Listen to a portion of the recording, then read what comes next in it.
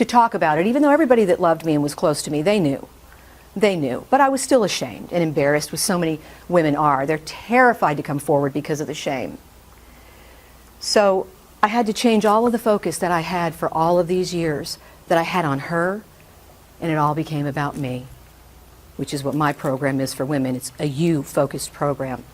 I started going to yoga 3 times a week. Friends were saying, come on out, go to yoga, it'll do you good. And my yoga teacher said, I know a woman who I think you should see.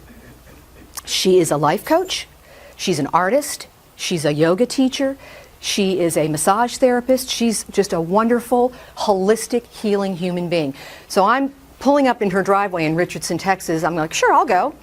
And I'm expecting this woman in a caftan and a turban and, you know, a couple of crystal balls in the background. When I told Madeline this, she was on the floor laughing. And she opens the door, and here's this little bitty woman with salt and pepper hair with yoga pants and a t-shirt, and she said, hey, I'm Madeline. And I said, you're Madeline? She said, sorry, I mean, you know, what were you expecting? And I told her, and she said, oh my gosh. She said, that is the craziest thing I've ever heard. She said, well, I don't have a cape.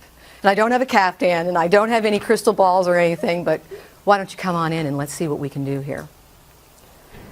And she challenged me greatly, and she held my feet to the fire, and she demanded that I admit that I was part of the problem, which of course at this point I'm like, not me.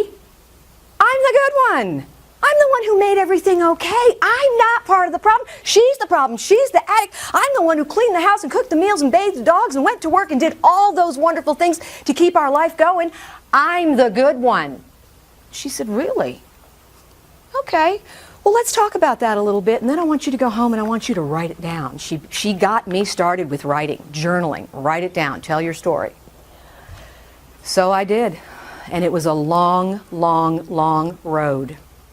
But I rolled up my sleeves and I got dirty and I got uncomfortable and I did the work and I lived to tell the story.